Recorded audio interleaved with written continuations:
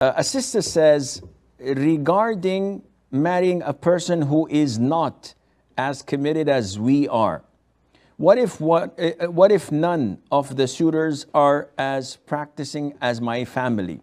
I told my family that Allah answers prayers and a practicing suitor will come eventually.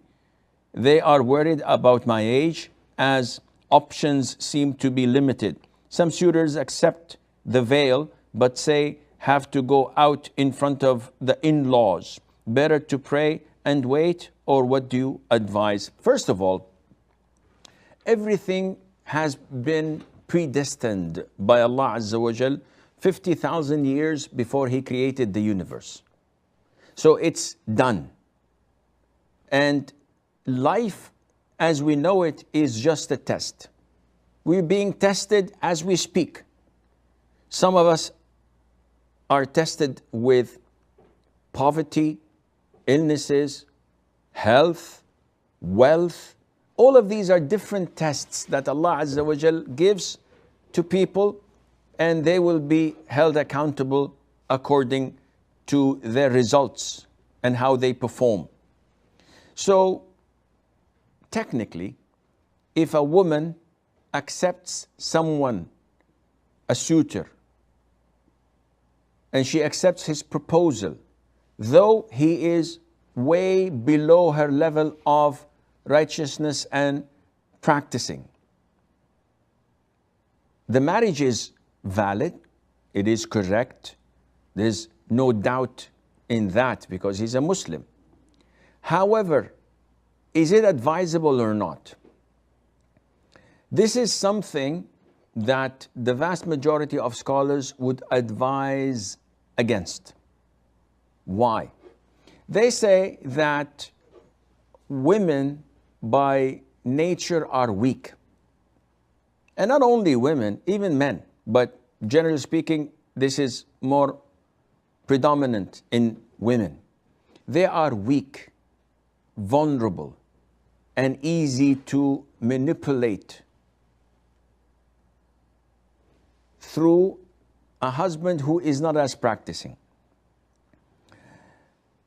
Inevitably and eventually, she most likely will give in, and her level of Iman would go down until it reaches or even surpasses the level of her husband. A woman that does not watch movies, TV series, does not listen to music, and whenever her husband is in the living room, he's watching it. So she stays in her room or in the kitchen. After some time, she will feel weak. She wants to sit with her husband whom she loves, or with her children, but now she is stuck between a rock and a hard place.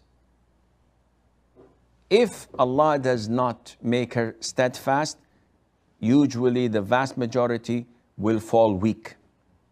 And this is why, as a woman, you have to have preference. You must have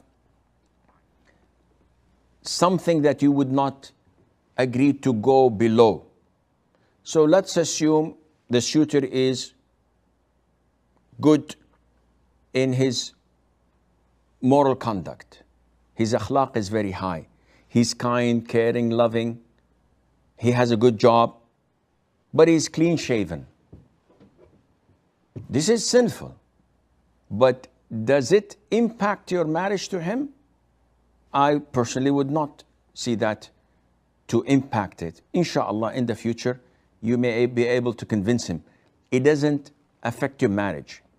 But when it comes to the veil, if you're a niqabi and your husband is okay with it if you're out on the street, but when it comes to his cousins, his brothers, he tells you and orders you to take it off, this does affect your religion and your iman. So again, here you have to weigh the pros and cons. What is best? To compromise, to accept, or to just keep on rejecting and make dua? You have to look into each case by case scenario. If there is a potential suitor that has so many good things in him, a good aqeedah, he prays in the masjid, let's say he has good aqeedah, he is a kind, caring, loving, has a good job, his family is fine, but he doesn't pray in the masjid. Or he prays on and off in the masjid. In home, he prays 5 times a day. This is acceptable because with time, inshallah, you'll be able to convince him. Again, this is something related to him practicing, not to the marriage or to you or to your family. So you have to weigh the pros and cons and see what suits you best. At the end of the day, make a lot of dua and have trust in Allah Azza wa Jal.